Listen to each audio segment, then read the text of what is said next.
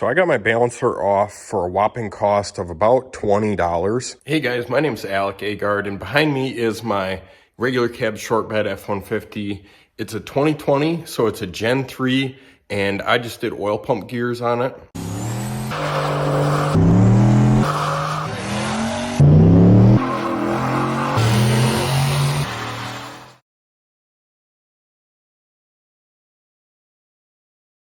Today we're going to be talking about how to remove the front balancer from the engine.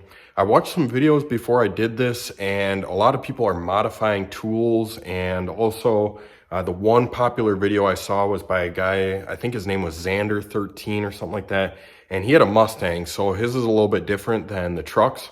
So I'm going to show you guys how I did it on my F-150, and hopefully you can replicate it at home so that you can have similar results to me. And if you found this video helpful, definitely click on my channel and consider subscribing. We're a performance truck channel. We got all kinds of trucks, GM, turbo, regular cabs. We got the F-150, and we got all kinds of fun stuff going on. So give us a subscribe down below, hit this video a like, and let's get your balancer off. So I got my balancer off for a whopping cost of about $20.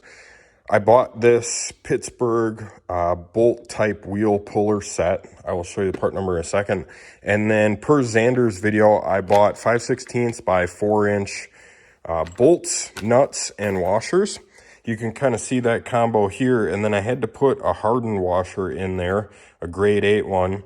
And that still didn't work. I was bending over all the washers. I threw away a bunch of the bent ones, but that fits good for the Mustangs, but it does not fit good for the F-150s. So I ended up finding these bolts in my used bolt bin. I'll give you the specs on them, but these are actually F-150 manifold nuts from the stock manifolds to the Y-pipe.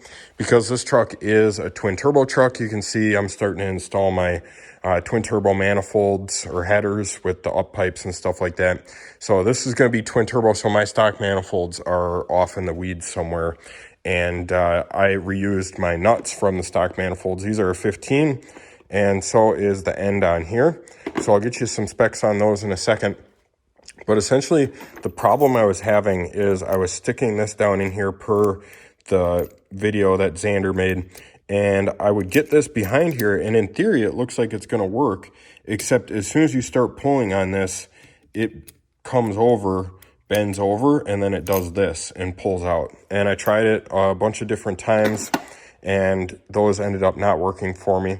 So I went over to the used bolt bin and grabbed a shouldered bolt like this, and these actually sit behind here much more securely, and no matter how you pull on it, it doesn't have enough flex because that shouldered bolt is so hard mounted that it can't pull out of there. So I had really good luck with this.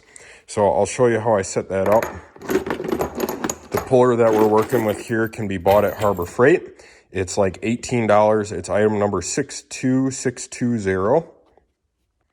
And so when you open up your puller that you just bought, you're going to need this plate in the middle. You're going to need this screw.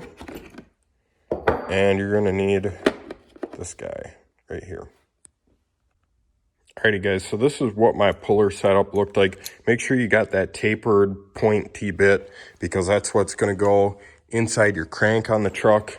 And so make sure you got that all set up. Now, this is going to be a lot easier because I'm using it horizontally instead of vertically. But we're going to get those behind there, and then we're going to turn our screw into the crank, and those guys are eventually going to pull that balancer up and off the truck. So let me get you some specs on the bolts that I used, and then you guys should be able to replicate this very easily.